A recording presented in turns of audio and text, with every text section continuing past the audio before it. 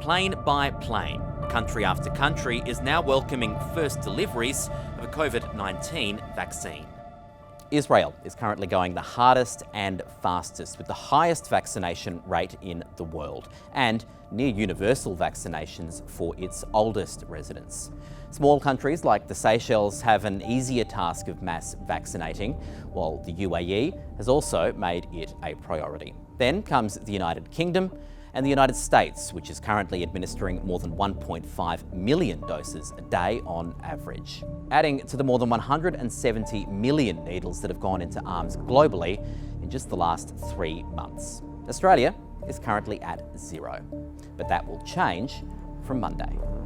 The Eagle has landed. 142,000 doses of Pfizer vaccine arrived this week. An important start, but it is just a start. With roughly 25.7 million Australians, including children, that's 51.4 million doses needed to vaccinate everyone. The federal government says it plans to do that by the end of October, roughly 250 days to get the job done. So that means delivering more than 200,000 doses every day from Monday, 7 days a week. If we pull that off, it would be one of the fastest rollouts in the world. Australia's vaccination speed would be 70% higher than the current per capita rate in the United States, where they're facing issues with supply. We're vaccinating people faster than new vials are arriving here in Los Angeles. And I'm very concerned right now. I'm concerned as your mayor that our vaccine supply is uneven, it's unpredictable, and too often inequitable. But even if we also have speed bumps, we're still in better shape than many countries.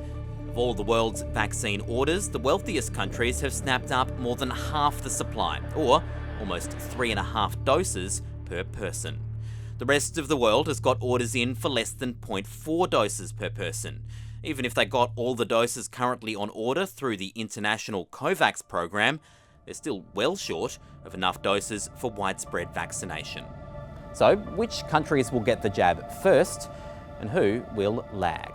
The Economist Intelligence Unit came up with this roadmap. It estimates that most of Europe and the United States will likely have widespread vaccine coverage later this year. But it doesn't think Australia will get there until 2022, along with countries like Brazil and Mexico. Many of the poorer countries in Africa and parts of Asia, for them the timeline pushes out to 2023. As we speak, rich countries are rolling out vaccines, while the world's least developed countries watch and wait. This is a global pandemic. It needs a global response.